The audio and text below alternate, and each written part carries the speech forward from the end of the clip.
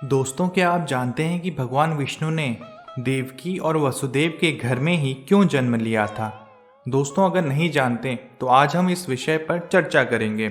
दोस्तों, देवकी और वसुदेव ने पुनर्जन्म के अनुसार भगवान विष्णु की घोर तपस्या की थी। दोस्तों, पुराणों के अनुसार पिछले जन्म में देवकी का नाम पृश्नी था और वसुदेव का नाम सुतपा था। पृश्नी और सुतपा का कोई संतान नहीं था, इसलिए दोनों ने संतान प्राप्ति के लिए कई सूखे पत्ते खाकर और कभी वायु पीकर 12,000 साल तक भगवान विष्णु की तपस्या की।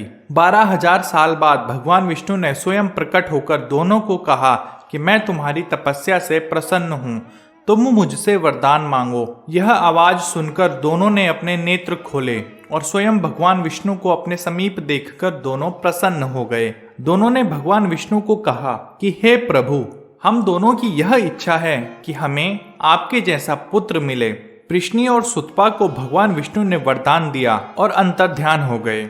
जब भगवान विष्णु वैकुंठ पहुंचे तब वह सोचने लगे कि मैंने दोनों को यह वरदान तो दे दिया है, लेकिन तीनों लोकों में मेरा जैसा स्वभाव किसी का भी नहीं है। फिर मैं उन्हें अपने जैसा पुत्र कैसे दे सकता हूँ? और अगर मैंने नहीं दिया तो मेरा दिया हुआ वरदान अधूरा रह जाएगा। इसलिए भगवान विष्णु ने पृथ्वी पर 3 बार अवतार लेने का निर्णय किया। भगवान विष्णु ने पहला जन्म लिया तो उन्हें पृश्नी गर्भी के नाम से जाना गया, और जब दूसरा जन्म लिया तो उस समय पृश्नी माता अदिति के नाम से जानी जाती थी और सुतपा कश्यप के नाम से जाना जाता था। जब भगवान विष्णु ने इनके पुत्र के रूप में जन्म लिया तब उन्हें भगवान वामन के नाम से जाना गया, और भगवान विष्णु ने जब तीसरा जन्म लिया तो वह उन दोनों के पुत्र श्री कृष्ण के नाम से जाने गए। तीसरे जन्म में श्री कृष्ण की माता पृश्नी माता देवकी और सुतपा वासुदेव बने। भगवान विष्णु ने वरदान के अनुसार श्री कृष्ण अवतार लिया। दोस्तों, अब हम आपको बताते हैं कि श्री कृष्ण की लीला के बारे में। श्रावण मास की पूर्णिमा के बाद भाद्रपद मास का आरंभ होता है। भाद्रपद मास के कृष्ण पक्ष की अष्टमी को श्री कृष्ण का जन्म हुआ था। वह दिन कृष्ण जन्माष्टमी के नाम से भी जाना जाता है। जन्माष्टमी के दिन रात्रि 12 बजे को मथुरा के राजा कंस के कारागार में देवकी और वसुदेव के पुत्र के रूप में श्री कृष्ण ने जन्म लिया था। श्री कृष्ण भगवान विष्णु के 8वें अवतार हैं। श्री कृष्ण का पालन पोषण यशोदा माता और नंदलाल ने बड़े लाड प्यार से किया था। सनातन धर्म में कहा गया है कि जब जब धरती पर पाप बढ़ेगा तब तब भगवान विष्णु किसी न किसी रूप में जन्म लेंगे।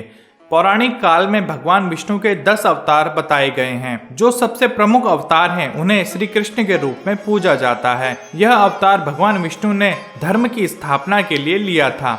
दोस्तों, यह भी कहा गया है कि श्री कृष्ण ने 16 कलाओं को पूर्ण करके इस धरती पर अवतार लिया था।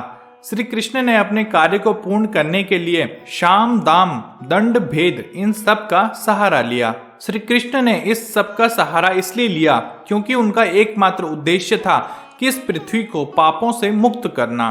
श्री कृष्ण ने कुरुक्षेत्र रणभूमि में अर्जुन को धर्म ज्ञान प्रदान करके गीता की रचना की। गीता को सबसे महत्वपूर्ण ग्रंथ माना जाता है। श्री कृष्ण ने कंस का वध करके अपने माता पिता देवकी और वसुदेव को कारागार से मुक्त कराया था और पृथ्वी में पाप को दूर करके धर्म की स्थापना कराई थी। दोस्तों, आपको यह पौराणिक कथा कैसे लगी हमें कमेंट करके जरूर बताएं। हम फिर से लेकर आएंगे आपके लिए ऐसे ही रहस्यमयी कथाएं। इसके साथ ही हमारे चैनल को सब्सक्राइब करें। धन्यवाद।